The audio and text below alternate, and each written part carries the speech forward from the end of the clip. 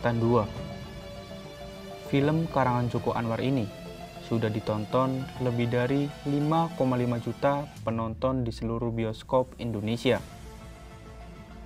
Setting tempat yang digunakan pada film Pengabdi Setan 2 berada di belakang Pasar Sumber Arta, Bintara Jaya, Bekasi Barat, Jawa Barat, yaitu Rusunami. Sebagai lokasi syuting film Pengabdi Setan 2, Rusunami ramai diperbincangkan oleh banyak orang. Banyak polemik masyarakat menyebutkan bahwa Rusunami kerap sekali dikaitkan dengan hal-hal mistis. Lantas, bagaimana sisi lain dari Rusunami? Tetap ikuti kami hanya di Luka. Seharusnya banyak yang makan, jadi pedagang diuntungkan. Kalau warung rame kan otomatis pedagang yang lain nggak sayur, nggak apa kan semuanya rame dong. Kita kekurangan bahan, belanja lagi gitu. Ini kan nggak ada yang mampir ke kita makan, cuman pengunjung doang. Sedangkan aku orang pengangguran, gimana mau jawab yang punya siapa? Aku di Sumber Arta kan walaupun dari kecil hanya numpang kan begitu. Pas dari lihat videonya sih emang benar seremnya. Jadi saya penasaran datang kemari mau lihat kok nggak sama yang di film gitu, nggak tahu begitu serem apa yang di film. Kalau kita tidak tahu tamu yang pada naik ke atas tanpa izin kita, persoalannya adalah ketika terjadi sesuatu siapa yang akan bertanggung jawab di situ. Makanya kami berharap lapor ke kita biar kita tahu berapa orang jumlah yang hadir dan kepentingannya untuk apa. Faktanya, bangunan ini bernama Kalimalang Residence.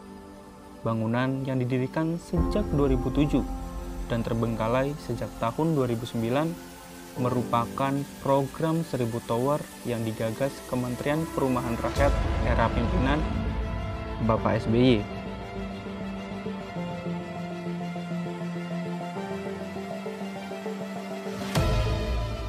Program itu dicanangkan sebagai program bersubsidi bagi masyarakat berpenghasilan rendah, agar punya hunian layak dengan harga terjangkau di pusat kota. Namun, faktanya, rusun mangkrak itu karena terkendala dana dalam proses pembangunan dan terbengkalai hingga saat ini.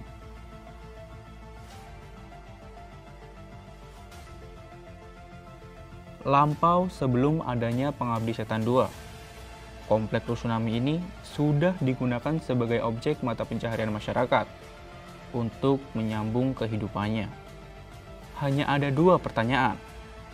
Apakah hal ini akan membawa dampak positif atau justru membawa dampak negatif bagi kalangan masyarakat sekitar? Namun siapa sangka, proyek Joko Anwar ini justru menjadi keresahan bagi para masyarakat yang menghuni dan menggantungkan hidupnya di kawasan lokasi syuting Pengabdi Setan.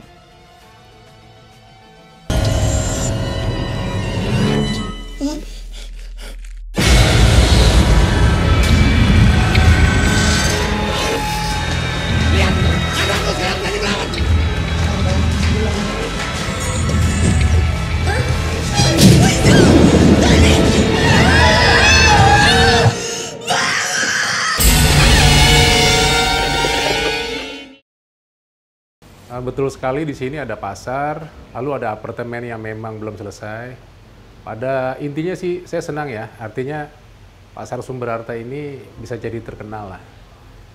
Cuma persoalannya adalah ketika bangunan apartemen sudah digunakan sebagai arena syuting, nah ini menjadi persoalan baru ketika ada warga atau masyarakat yang ingin mengetahui apartemen tersebut. Tentunya yang harus kita cermati adalah para pengunjung, di mana pengunjung-pengunjung ini paling tidak harus diantisipasi yang usia-usia di bawah umur itu tidak kita izinkan, karena kondisi apartemen tersebut belum 100% sempurna. Nah, oleh karena itu kita sebagai keamanan lebih mengedepankan keamanan. Tuh.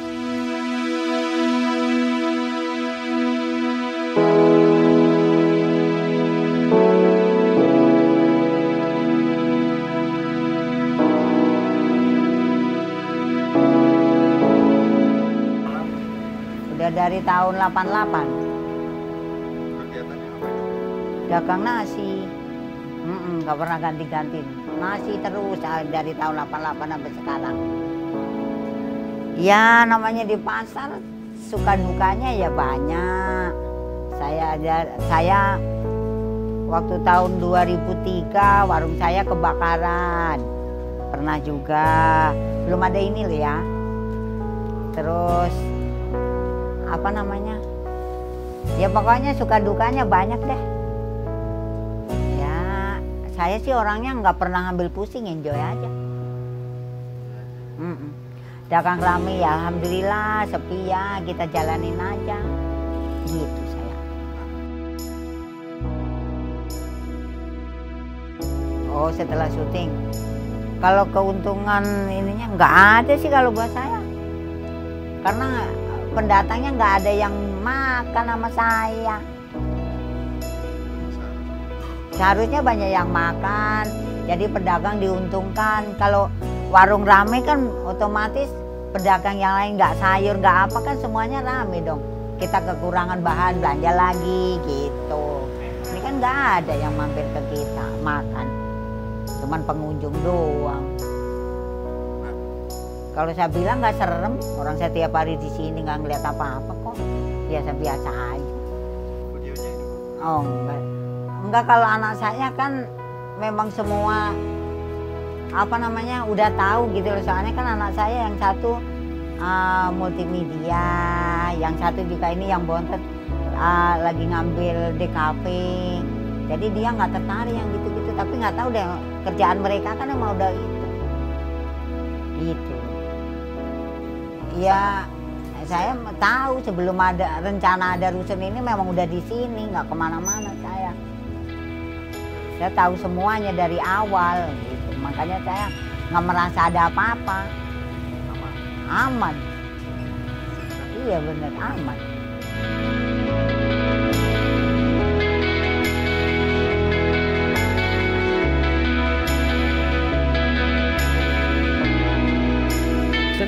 Emang dulu di sini kan rame gitu. Waktu aku ngasong itu kan, nah aku emang di sini kan ngasong. Nah terus selanjutnya terus kerja di sembako, terusan di ayam gitu. Sekarang doang ini lagi nganggur gitu. Emang waktu kemarin-kemarin kan rame ya kan, rame cuman lihat doang ya kan. Soalnya aku lagi nggak dagang kan gitu. Waktu apa itu habis syuting itu kan berkumpul sama orang-orang pada penasaran atau apa, penasarannya apa yang dipertanyakan gitu. Ngerinya karena apa itu, karena apa namanya penasaran gedung ini kayaknya ada ini itu atau gimana. Mungkin kayak gitu. Ya sebetulnya sih itu kata-kata orang doang ya, sebetulnya kan begituan nggak ada dimanapun ada. Kalau punya apa ya mata kebatinan baru bisa melihat, tapi kalau orang-orang yang gini kan nggak bisa gitu. Sedang ini lagi nganggur udah berapa ya, udah 2 bulan ini belum kerja belum apa. Aduh bener-bener kacau ini aku.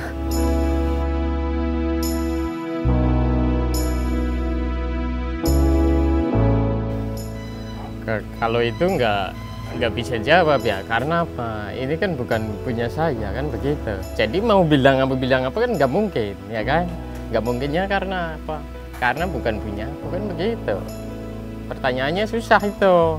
Kalau menanyakan ibaratnya dibikin lagi atau apa, kan kita nggak bisa jawab kan begitu. Kepenginnya sih rame lah intinya begitu ya kan? Pengennya sih rame kayak dulu wisata lah contohnya ya. Ya kemarin-kemarin banyak orang itu kan karena penasaran gitu.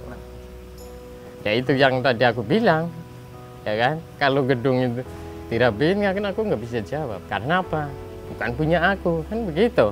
Sedangkan aku orang pengangguran, gimana mau jawab yang punya siapa. Aku di Sumberarta kan walaupun dari kecil hanya numpang kan begitu ya kan, nggak bisa jawab kalau itu. Susah jawabannya.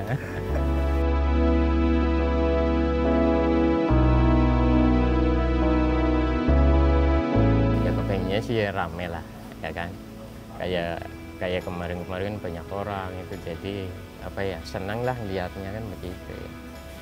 Daripada sepi, kadang orang jualan juga kan ikut-ikut sepi lah ya. Kalau banyak orang kan ada orang mampir misalnya minum kopi atau apa, walaupun aku ngeliatin doang kan begitu.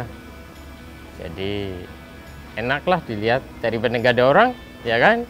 Seperti kayak nggak ada orang kan, dilihat kurang nyaman kan begitu. Kurang nyaman, sepi amat kan begitu ya kan. Kalau banyak orang kan enak.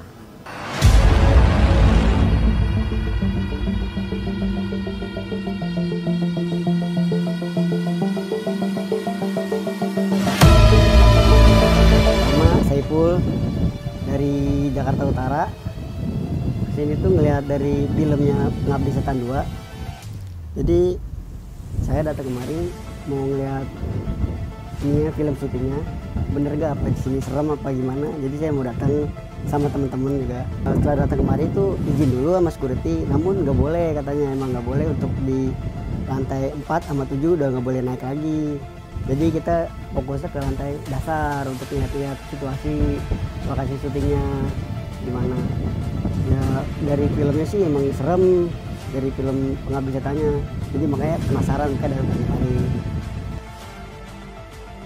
Datang kemari sih mau lihat-lihat aja gitu, mau ngeliat, sebenarnya mau izin dulu mau ke atas, jadi ngeliat dalam tuh, dalam rusuhnya gimana sih, emang serem apa enggak. Pas udah datang izin nggak boleh, jadi kita balik lagi untuk ngeliat sekitar aja di lantai dasar.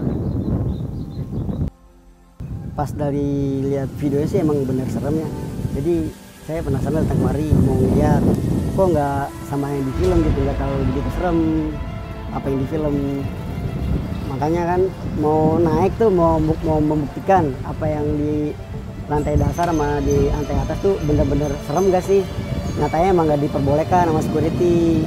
Jadinya ya udah ngeliat di dasar aja, lihat keliling sekitar tempat lokasi.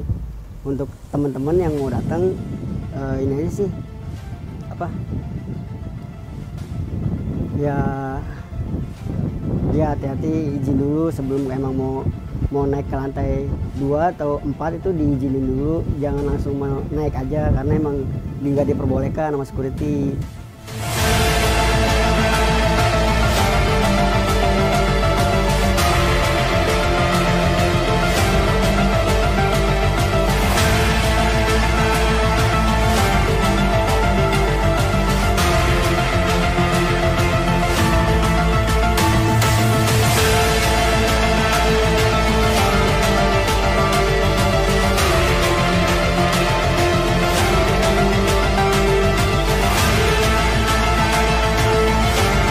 Diharapkan bagi rekan-rekan dari media atau dari YouTuber dan sebagainya, kami berharap kepada rekan-rekan semua diharapkan lapor ke pos dulu agar kita tahu jumlah berapa yang hadir yang akan melihat ke atas, karena kalau kita tidak tahu tamu yang pada naik ke atas tanpa izin kita, persoalannya adalah ketika terjadi sesuatu siapa yang akan bertanggung jawab di situ. Makanya kami berharap lapor ke kita biar kita tahu berapa orang jumlah yang hadir dan kepentingannya untuk apa.